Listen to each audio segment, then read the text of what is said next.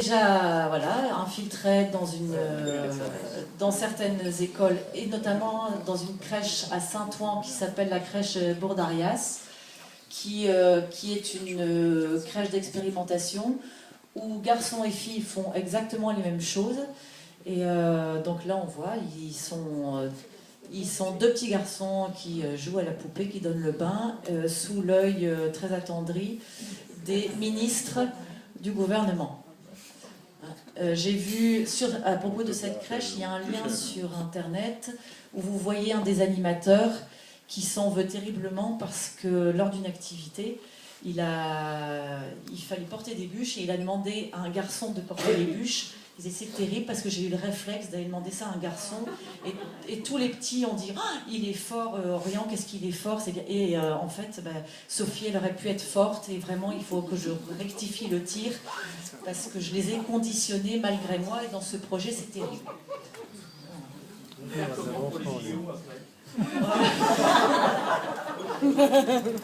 Alors, le gender à l'école dès 6 ans, donc vous savez qu'il y a eu une loi pour la refondation de l'école républicaine qui a été votée.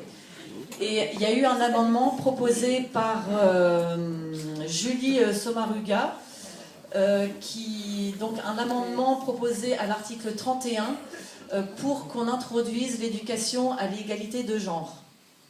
Donc on cite l'éducation à l'art, les mathématiques, l'histoire et l'éducation à l'égalité de genre, afin de substituer à des catégories comme le sexe ou les différences sexuelles qui renvoient à la biologie, le concept de genre qui, lui, au contraire, montre que les différences entre les hommes et les femmes ne sont pas fondées sur la nature, mais sont historiquement construites et socialement reproduites. Pour être plus clair.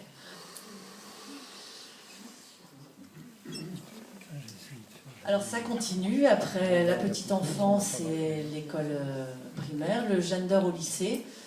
Donc je vous parlais tout à l'heure de la lettre de Vincent Payon au recteur d'académie qui mettait, on vous la montrera tout à l'heure et on pourra vous la distribuer ensuite. Donc cette lettre, elle est parue à un moment où il y avait une lettre du directeur de l'enseignement catholique, je crois, qui incitait, enfin qui disait, ben voilà, on parle du mariage pour tous, ce serait peut-être bien qu'il y ait des débats dans les écoles avec les parents, et ça a suscité une réponse très vive de Vincent Payon dans la foulée au recteur d'académie, parce qu'il craignait les débordements. Et ensuite, dans sa lettre, il continue, il poursuit à la fin en mettant « Je vous invite également à relayer avec la plus grande énergie au début de l'année, la campagne de communication relative à la ligne Azur, ligne d'écoute pour les jeunes en questionnement à l'égard de leur orientation ou de leur identité sexuelle. Là encore, pourquoi pas, mais quand on va voir, donc ça c'est la lettre, hein, quand on va voir, donc la ligne Azur, c'est le nouvel ordre sexuel, hein, c'est pas, voilà, tout change. Alors on se dit pourquoi pas, oui, il y a des enfants qui sont désorientés, qui ont besoin d'écoute, mais là c'est à diffuser le plus largement possible, hein, c'est pas à ceux qui... Voilà. Et alors là il y a des vidéos, il y a 5 vidéos. Alors ça c'était des cartes postales à distribuer pour faire la promotion de la ligne Azur, donc là par exemple la deuxième. Salut toi, j'ai eu un de ces plans hier avec une nana, waouh! J'ai pas compris, je voulais lui faire plaisir avec tous mes godes. Bon, j'ai juste oublié de lui en parler. Je sais jamais comment aborder le sujet de mes pratiques, j'aimerais bien en discuter. Azur.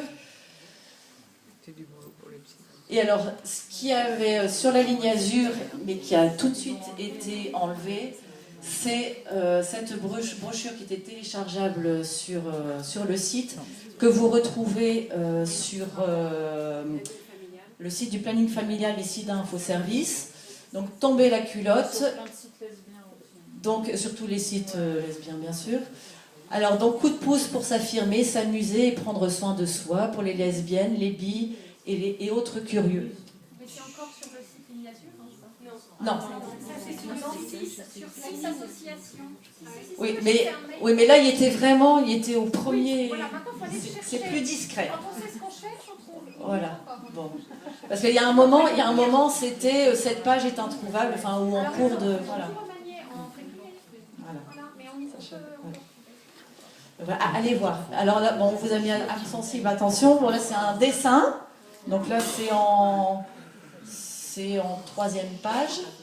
Donc on vous dit, j'arrive plus à lire, mais bon, ça veut dire, le dernier paragraphe, c'est voilà vos zones érogènes, enfin tes zones érogènes, et prends un miroir, et puis si tu es avec une amie, faites-le à deux, expérimentez, voilà. Donc c'est vraiment une incitation. Enfin, quand on est un petit peu, on se pose des questions, à la limite on se dit, je suis pas normale si j'essaye pas. Donc, alors c'est financé par l'INPES. C'est-à-dire, c'est quoi? Donc l'INPES, c'est quoi? C'est quoi? C'est l'Institut national pour la prévention et l'éducation sanitaire. Ah d'accord, encore de l'argent public, quoi. C'est de l'argent public, quoi. C'est nos impôts. Voilà. Bon, j'ai pas mis les visuels les plus trash, mais donc allez voir. Alors ça, le gender aussi dans les grandes écoles, là on voit pas très bien, mais c'est la Queer Week, donc c'est l'invitation à la Queer Week pour Sciences Po. Hein, les élèves de Sciences Po sont invités à vivre une semaine queer. Donc il y a des ateliers je vais pas dire se déguiser, mais pour devenir drag queen. Il y a des films gender. Alors, il faut aussi savoir que Sciences Po a un programme qui s'appelle Présage et qui est en fait un programme transversal, interdiscipline, intermatière à Sciences Po. C'est depuis la promotion Voltaire, ça?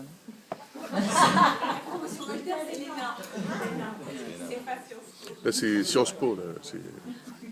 Alors, le gender et la maternité, donc il y a aussi Elisabeth Badinter qui a d'ailleurs été auditionnée à l'Assemblée nationale pour donner son avis.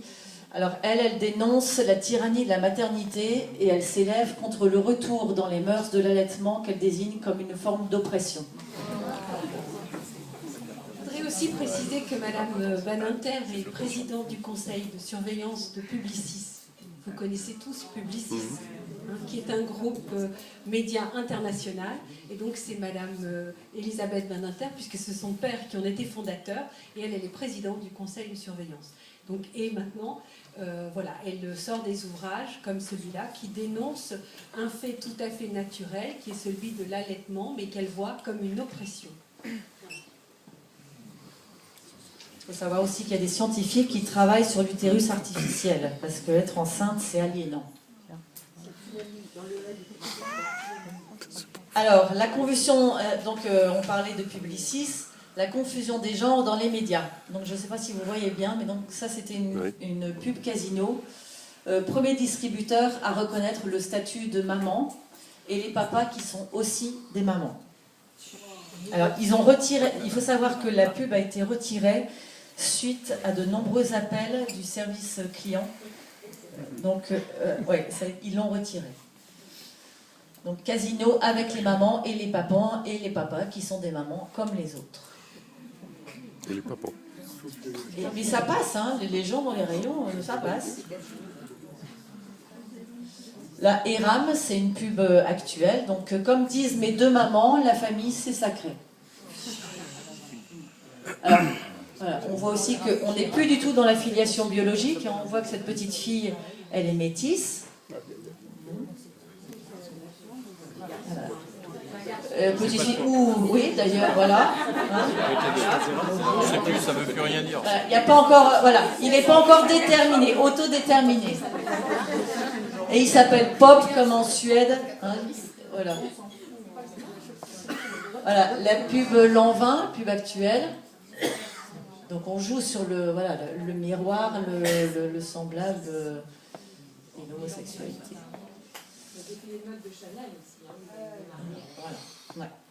Le catalogue La Redoute aussi, hein, qui vend les petites figurines qu'on met sur les gâteaux. Et voilà. Alors, le gender dans les administrations. Donc, Roselyne Bachelot, en 2011, avait demandé à ce que le terme de mademoiselle soit supprimé. début 2012, donc une circulaire de Matignon qui demande la suppression des formulaires dans les formulaires administratifs des termes mademoiselle, nom de jeune fille, nom patronymique, nom d'épouse, nom d'époux au profit de nom de famille. Alors, quand j'ai rempli ma carte famille nombreuse, c'était parent 1, parent 2. Je crois que c'est toujours le... Voilà. Alors, dans les administrations, mais aussi le gender, c'est aussi notamment dans les assurances. Vous savez que maintenant, hommes et femmes payent les mêmes primes. Alors que l'assurance se base sur des statistiques pour fonder se base sur les statistiques pour ses tarifs. Voilà, gender, hommes, femmes égaux.